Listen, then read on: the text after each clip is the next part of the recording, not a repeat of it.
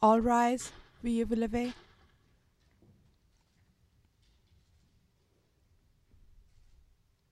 The International Criminal Court is now in session.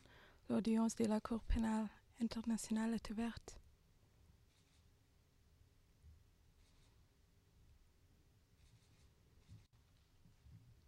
Please be seated. Veuillez vous asseoir.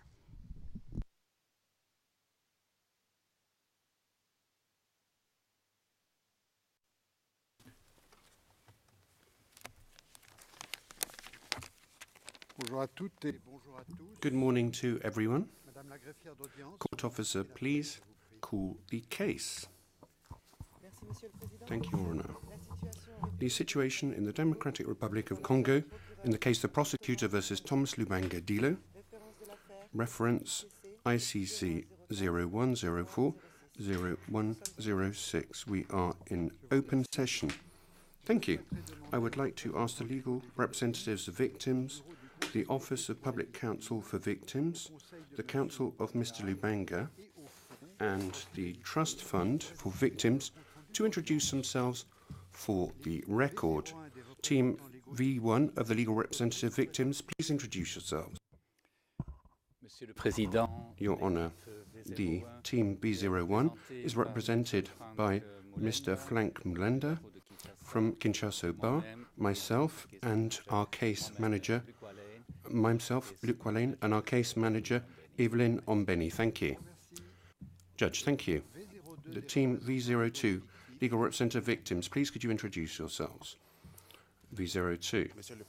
Your Honour, thank you for giving us the floor. The Team V02 is represented by myself, Maître Keita of the Kisangani Bar and Kinshasa Gumbi, and accompanied by the case manager, Sylviane Gloginon, for this case. Rapita and Kabongo, Maître Rapita, Maître Kabongo, are in Kinshasa. Thank you. Judge, thank you. Counsel of Mr Lubanga. I'm sorry, thank you. The Office of Public Counsel for Victims. Good morning, Your Honour. Your Honours. The victims are represented by the Office of Public Counsel for Victims this morning at the hearing today in The Hague. Sarah Pelé, Caroline Walter, and myself, Paulina Masida. And in the Democratic Republic of Congo, Bibiane Bakinto is also able to follow these proceedings via Transcend. Thank you. Judge, thank you. The Counsel of Mr Lubanga. Counsel, please present yourself. Introduce yourself. The defence of Mr Lubanga is represented by Jean-Marie Bijou-Duval and myself, Catherine Mabi. Judge, thank you. I would just like to recall that in our order setting the date of the decision relating to the amount of reparations. I'm sorry. I'm sorry.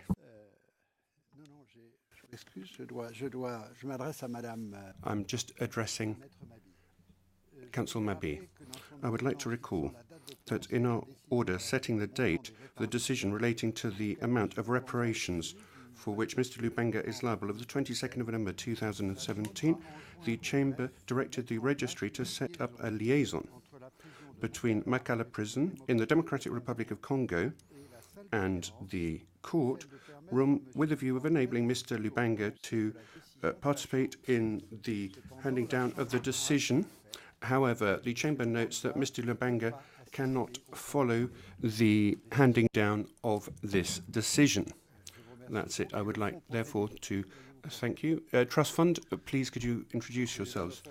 Your Honour, the Trust Fund for Victims is represented by Michaela Lizowski, Erin Rosenberg, and by myself, Peter Deban. Judge, thank you. Today I will start by briefly recalling the procedural history in this case. Trial Chamber 2 of the International Criminal Court recalls that it was seized by the Presidency in the case the Prosecutor versus Thomas Lubanga Dyilo of the reparations proceedings under Article 75 of the statute. This case follows the enlistment of child soldiers of under 15 within the UPC, the Union des Patriotes Congolais, and the Force Patriotique pour la Libération du Congo, the FPLC, as well as the active participation in the hostilities which took place in Ituri, Democratic Republic of Congo. This happened in a period between the 1st of September 2002 and the 13th of August 2003. In its judgment dated 14th of March 2012, Trial Chamber 1, in its previous composition, among others, concluded, and here I quote, that the contributions by Thomas Lubanga were essential to a common plan that resulted in the conscription and enlistment of girls and boys below the age of 15 into the UPC FPLC, and in their use to actively participate in hostilities. The Trial Chamber 1 consequently found Mr Lubanga guilty as co-perpetrator of the crimes of conscripting children under the age of 15 years into the FPLC and using them to participate actively in hostilities within the meaning of Articles 82E7 and 25.3a of the statute from the beginning of September 2002 to the 13th of August 2003. On the 10th of July 12th, the Trial Chamber 1 found convicted Mr Lubanga to 15 years in prison. On the 17th of August 2012, Trial Chamber 1 rendered a decision setting the principles and the procedure applicable for reparations in this case.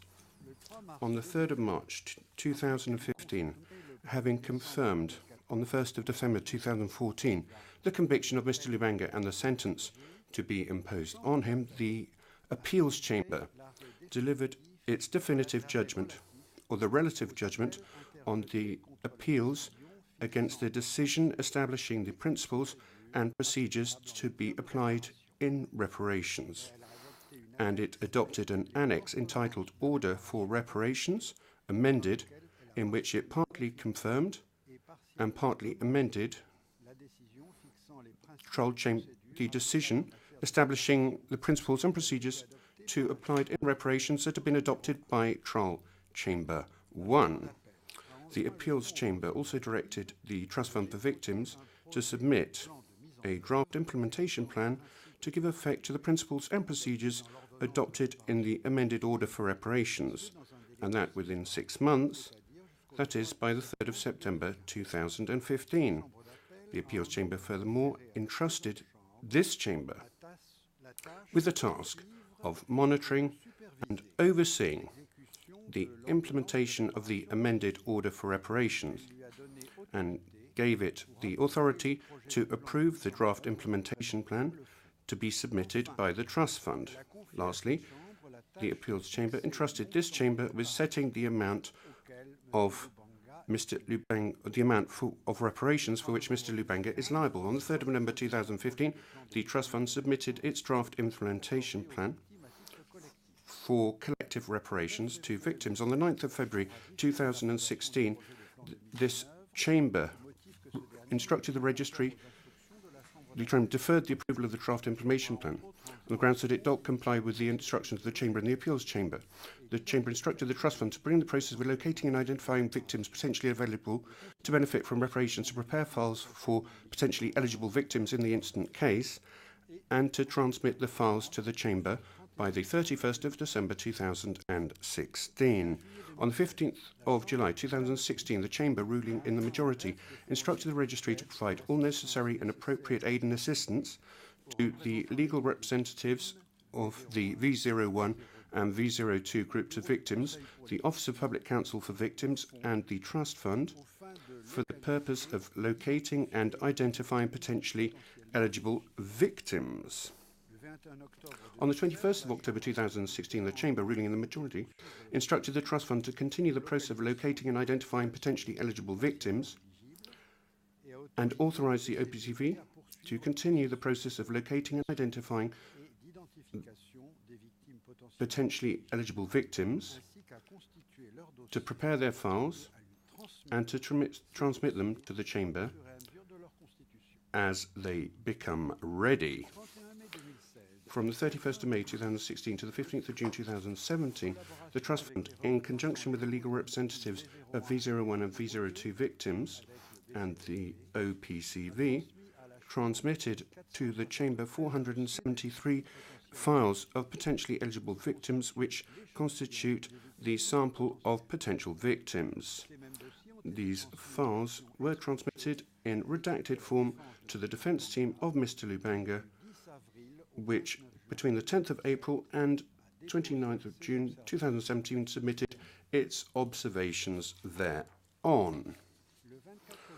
On the 24th of January 2017 and the 20th of February 2017, the registry transmitted to the Chamber 2 documents communicated by the government of the Democratic Republic of Congo, which were prepared by the National Programme for Disarmament, Demobilization and Reintegration Unit, and which each contained a list of children from the armed group UPC-FPLC from the period between the 1st of September 2002 to the 13th of August 2013, with a view of obtaining additional information on the amount of reparations for which Mr Lubanga is liable. The Chamber asked that additional documents be put into the file which it considered as relevant. The parties to the proceedings filed their observation on the evidence admitted in the present proceedings between the 8th and the 11th of September 2017. The presentation which is made today constitutes a summary of the decision setting the amount of reparations for which Mr Lubanga is liable, taking up the most important points of the reasoning of the Chamber. However, only the text of the decision in its entirety is authentic and binding upon the court. I would like to stress that this decision is integral and a supporting part of the order on amended reparations under Article 75 of the Rome Statute, and it can be appealed under Article 82(4) of the statute and Rule 151 of the Rules of Procedure and Evidence. I would also like to point out that the decision which is rendered today is based on the sample of potential victims made available to the Chamber, but also on all other evidence made available to the Chamber, including the conclusions of Trial Chamber 1, publicly available documentation, as well as the observations of parties. Before reading the summary, I would like to draw to your attention that this decision takes the form of 4 documents. The first part, the main document, contains the reasoning that this Chamber adopted in order to determine the amount of reparations for which Mr Lubanga is liable. The second part is made up of 3 documents, namely the procedural history, the individual assessment in table format of the 473 files of victims figuring within the sample, and the overall table of different variants of calculations of the number of victims from additional documents made available to the Chamber within the framework of the reparations proceedings. For practical reasons, these documents have been annexed to this decision. The document containing the individual assessment of the 473 dossiers or files is classed as confidential ex parte with a view to protecting the identity of victims. First of all, I would like to mention the assessment carried out by the Chamber of different evidence made available to it with a view to determine the amount for which Mr Lubanga is liable. And I will start with previous judgments and decisions. The Chamber would recall in this regard that in its judgment on conviction, the Trial Chamber 1 found Mr Lubanga guilty of the crimes of conscripting and enlisting children under the age of 15 in the UPC FPLC and having them actively participate in hostilities as a co-perpetrator within the meaning of Article 25(3)(a) of the statute. The Chamber recalls that Trial Chamber 1 concluded, and here I quote, that the number or exact proportion of recruits under the age of 15 was not the subject of any conclusion which was drawn beyond reasonable doubt, and it also indicated that the number of victims of crimes committed in the case is uncertain. End of quote. The Chamber also recalls that in its decision on the sentence, Trial Chamber 1 stressed furthermore the gravity of crimes for which Mr Lubanga was found guilty, and mentioned that the crimes in question were committed on a widespread and systematic basis. The Chamber recalls the conclusions beyond reasonable doubt of Trial Chamber 1 in the judgment on guilt, the guilty verdict, namely that a significant number of children under the age of 15 were used by the UPC FPLC as soldier escorts and bodyguards for the general staff and the commanders between September 2002 and the 13th of August 2003. That the armed wing of the UPC FPLC was responsible for the widespread recruitment of young people, including children under the age of 15, and that a special so-called Kadogo unit was formed, which was comprised principally of children under the age of 15, and that commanders in the UPC FPLC frequently used children under the age of 15 as bodyguards. The Chamber notes that Trial Chamber 1 and the Appeals Chamber explicitly highlighted that the low number of victims participating in the proceedings was no indicator of the probable number of child soldiers. Secondly, the Chamber examined a sample of victims who had presented reparations applications and a file.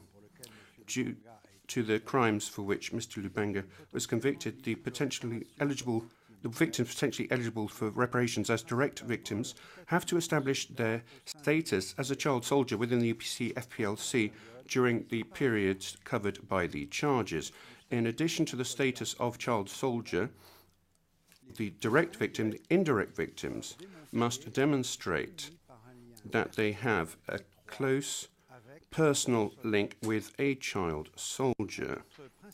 Principally, the Chamber examined the internal coherence of declarations made by potentially eligible victims in their cases, as well as their statements contained in the participating application and or in the previous reparations request. The Chamber in particular examined the level of detail of crimes detailed, among others, the circumstances of enlistment, the roles and functions exercised within the UPC FPLC, the living conditions within the militia, as well as the circumstances in which the victim left the UPC FPLC, having received the 473 files which were presented to it.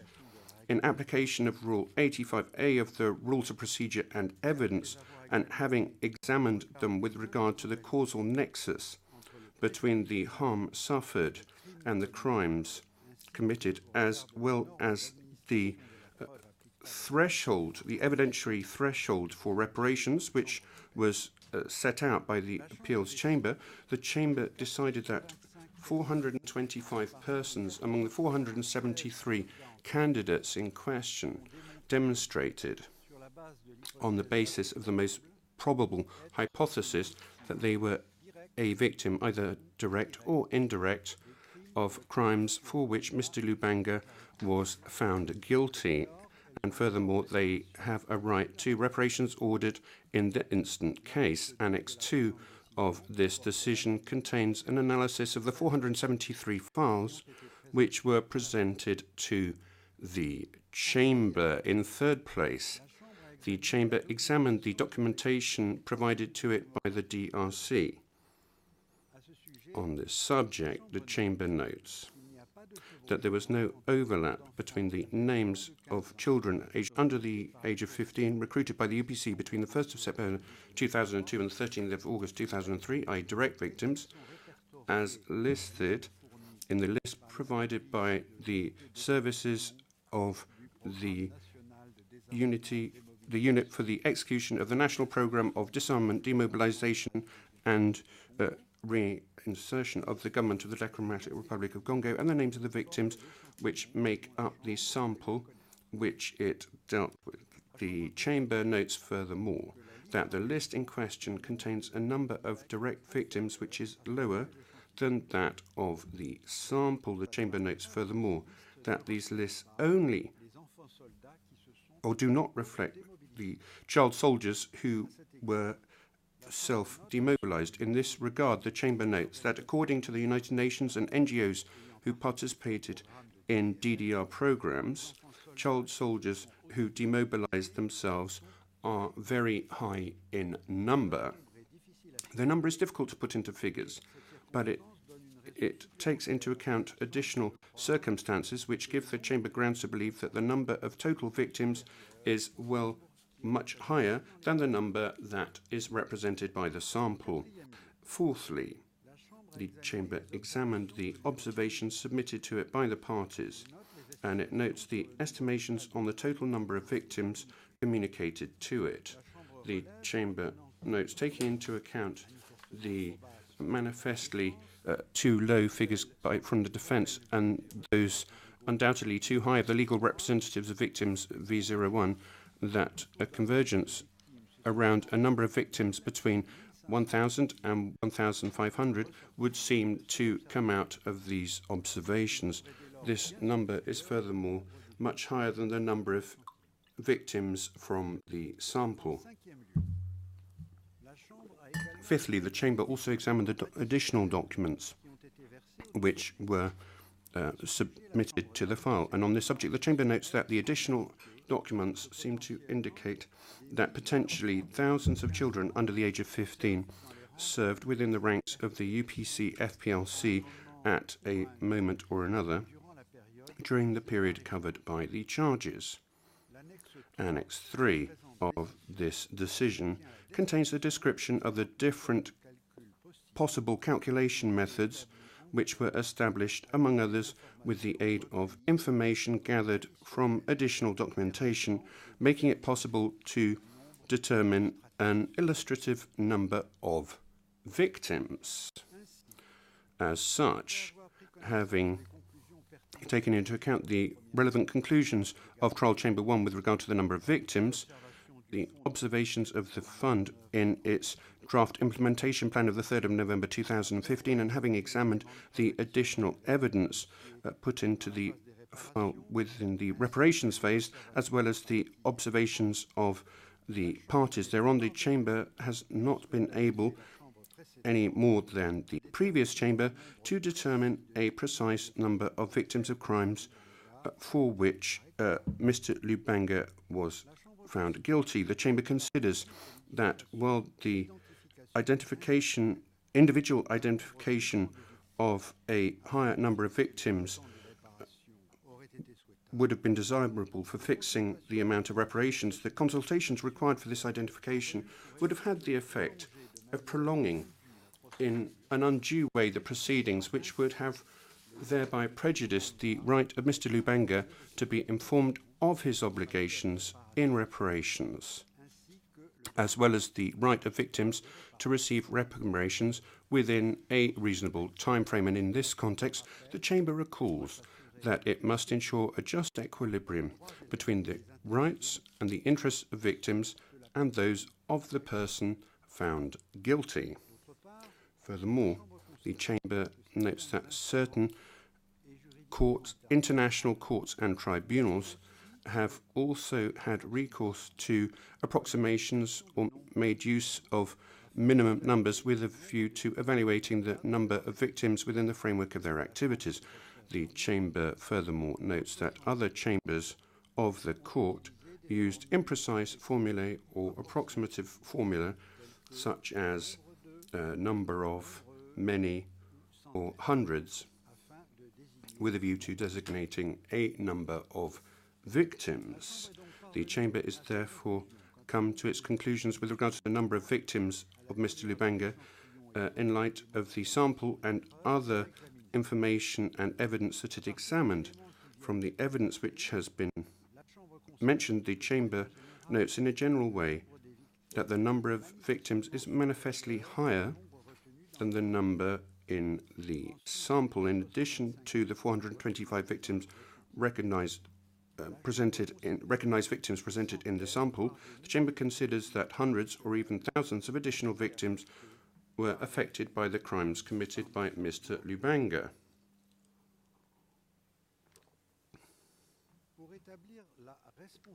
To establish Mr Lubanga's responsibility with regard to victims, the Chamber proceeded in the following way. Whenever a victim brings sufficient probative evidence that the Chamber interprets as proof, the Chamber presumes that the victim has suffered harm. It decides that this harm includes a material element, a physical element, and a psychological element. Indeed, the Chamber considers that is uncontestable that the 425 victims who were recognized suffered a combination of the harms such as those defined by the Appeals Chamber.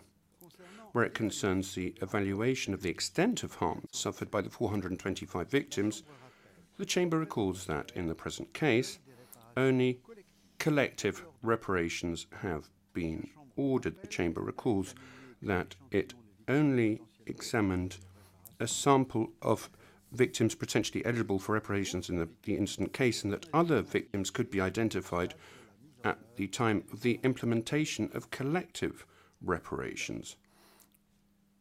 Furthermore, the exact composition of individual harm suffered by all potentially eligible victims remains at the current time unknown.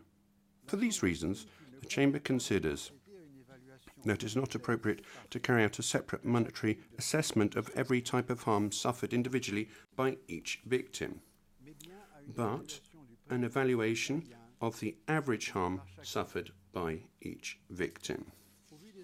Given the observations presented by the legal representative victims V01 and V02 and those of the OPCV, and given the relevant Congolese case law, given its own conclusions in the Katanga case, and due to its own conclusions in this case with regards to the results of the sample, the Chamber evaluates ex equo and bono the harm suffered by each of the victims present in the sample, whether direct or indirect victims, at the sum of $8,000.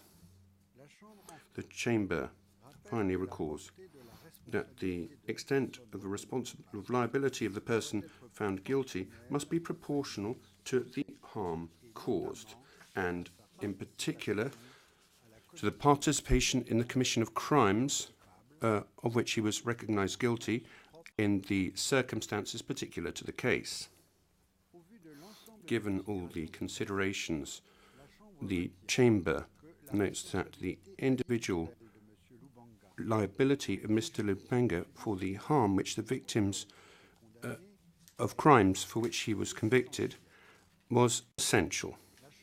The Chamber takes into account this assessment of the individual responsibility of Mr Lubanga in the assessment of the harm suffered by the victims in the sample, as well as the harm suffered by victims who could be subsequently identified. By way of consequence, the Chamber notes that the extent of the harm suffered by the 425 victims is approximately $3,400,000. However, as has been recalled, the Chamber considers that the 425 victims recognized by the Chamber only constitutes a sample of all the victims potentially eligible for reparations in the instant case. As such, taking into account factors and elements mentioned above, the Chamber evaluates ex equo bono Mr Lubanga's liability concerning the harm suffered of victims figuring in the sample to the sum of $3,400,000, and where it concerns the harm suffered by the other victims, it assesses that at $6,600,000, also ex equo and bono by way of consequence.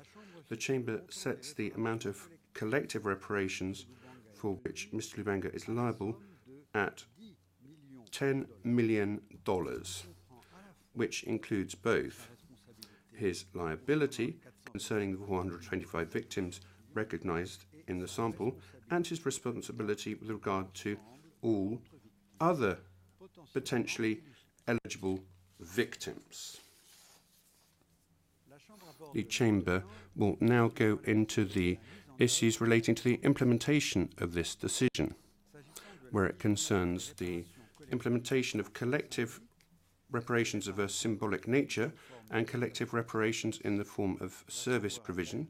The Chamber recalls that on the 21st of October 2016 and on the 6th of April 2017 respectively, that it approved the draft of the Trust Fund on collective reparations of a symbolic nature and the first phase of the Trust Fund project relating to collective reparations in the form of service provision. That is to say, the phase which constitutes the selection of partners for the implementation of these collective reparations. The Chamber recalls furthermore that it considered that 425 among the 473 persons who presented a file demonstrated on the basis of the most probable hypothesis that they are a victim, either direct or indirect, of the crimes for which Mr Lubanga was found guilty. They therefore constitute a first group of victims with a right to collective reparations ordered by the court. They can benefit from reparations once the implementation of these reparations has started. The Chamber recalls that it stated in its decision of the 13th of July 2017 that the eligibility for reparations of persons who were not able to submit a file by the 31st of March 2017 would be examined by the Fund at the stage of the implementation of reparations.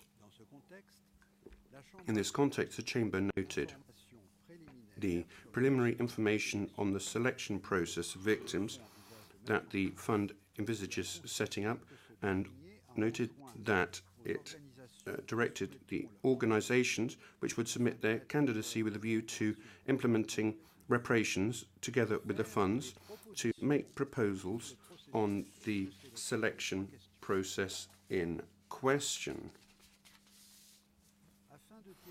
with a view to taking advantage of the work accomplished by the OPCV and the legal representatives of victims, V02, and in particular contacts that they establish with potentially eligible victims.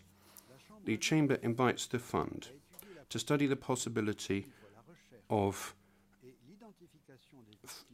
locating and identifying potentially eligible victims with the assistance of the OPCV and legal representatives, and to inform the Chamber thereon, without waiting for the completion of the selection of implementation partners and the approval that the Chamber must give to the second phase of the implementation of collective reparation in the form of service provision. The Chamber will also rule on other questions relating to the implementation of reparations at the appropriate juncture. With regard to the funding of the reparations, the Chamber recalls that Mr Lubanga has a duty of reparation linked to the harm caused by the crimes of which he has been found guilty. The Chamber recalls that Mr Lubanga has been found liable for $10 million for the reparations for the crimes for which he has been found guilty. In its document relating to the draft implementation plan of the 3rd of November 2015, the Fund requested that the Chamber determine whether Mr Lubanga should be considered indigent for the purposes of reparations. In its draft plan, the fund also stated that it was willing to draw €1 million from its reserves for reparation purposes in order to complete the funding of the collective reparations program. On the 20th of November 2015, the Chamber directed the Registrar to examine Mr Lubanga's financial situation. Based on the observations of the Registrar, in its order of the 25th of January 2016, the Chamber declared Mr Lubanga to be indigent for the purposes of reparations. The Chamber further recalls that the funds in its draft of 17th of September 2016 relating to collective reparations of a symbolic nature, and in its draft of 13th of February 2017 relating to collective reparations in the form of service provisions, and that approval by the Chamber would allow, stated that approval by the Chamber would allow its board to take a final and fully informed decision about the additional amount to be allocated to the funding of the implementation of reparations in the present case. In the light of the above, and also of the conclusions of the Chamber regarding the liability of Mr Lubanga in terms of reparations, the Chamber believes that it is appropriate to invite the board of the Trust Fund to examine the possibility of allocating an additional amount to the implementation of collective reparations in this case, in accordance with its regulations, and or to assess the possibility of pursuing its efforts to collect additional funding. The Chamber reiterates its request to the Presidency to continue with the assistance of the Registry, its monitoring of Mr Lubanga's financial situation, and to inform it of any change, this particularly in the light of the fact that Mr Lubanga will soon have completed his sentence.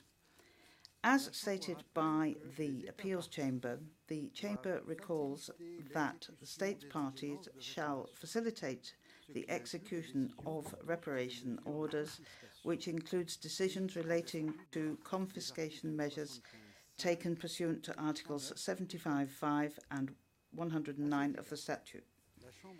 To this effect, the Chamber notes that on the 28th of September 2016, the government of the Democratic Republic of the Congo expressed interest in participating in the present procedure.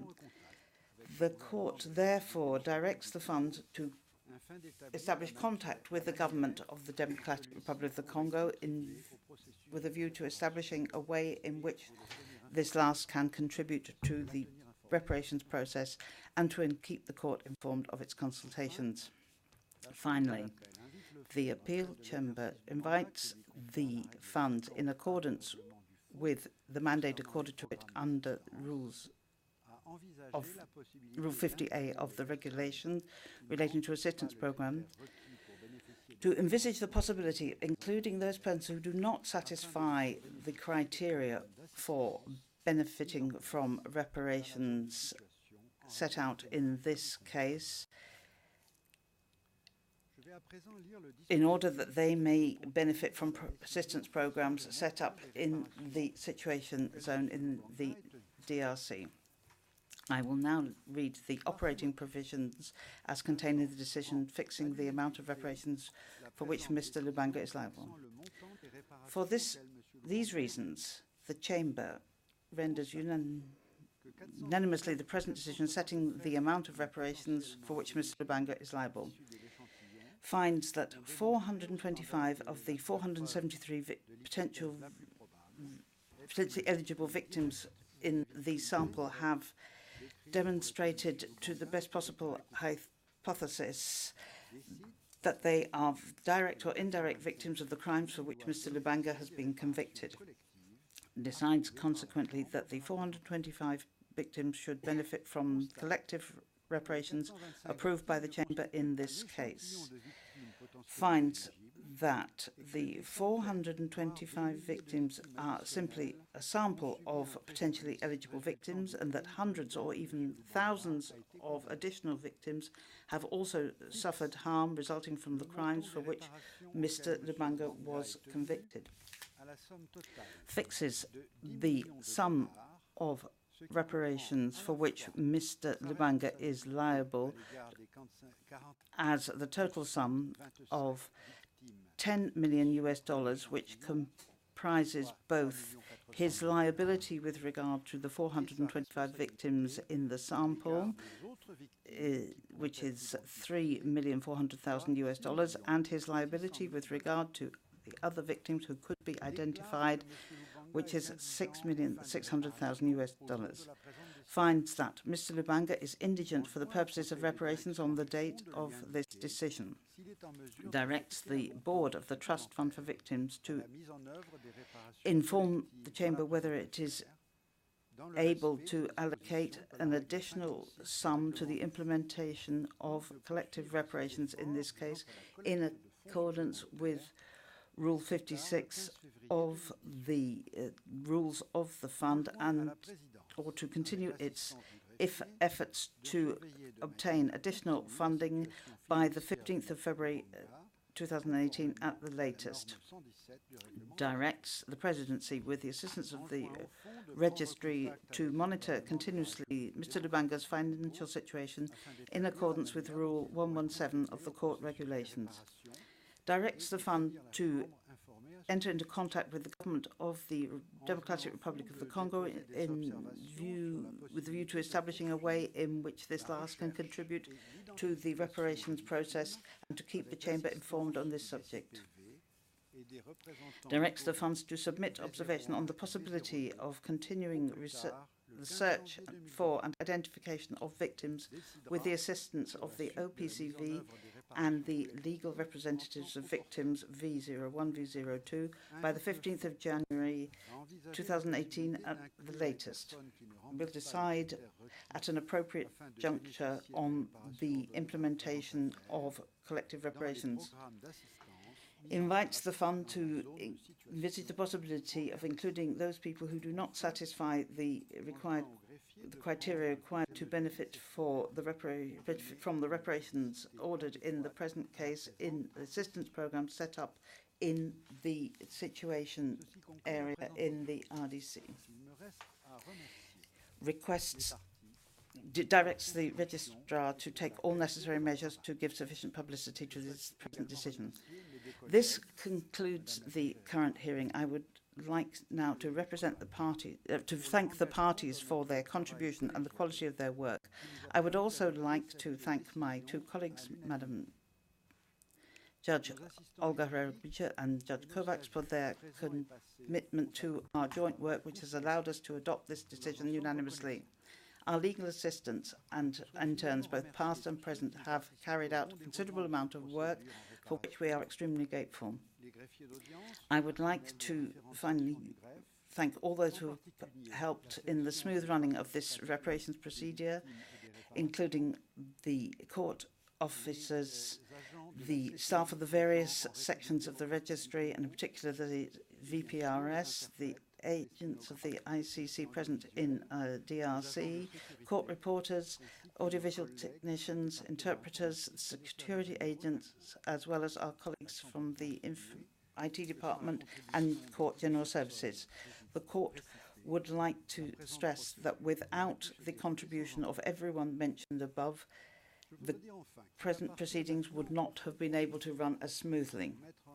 I would now like to say in conclusion that it's up to the Trust Fund for Victims to implement fully and promptly the content of the various decisions that the Chamber has taken in this case. The Chamber wishes to be informed of the concrete content of the collective reparations projects for the victims of Mr Lubanga to be entrusted to the fund's partners as soon as possible in order to authorize their implementation. The Chamber thanks in advance the members of the Board and Secretariat of the Trust Fund for Victims for their diligence in this matter. The hearing is adjourned. All rise, veuillez vous lever.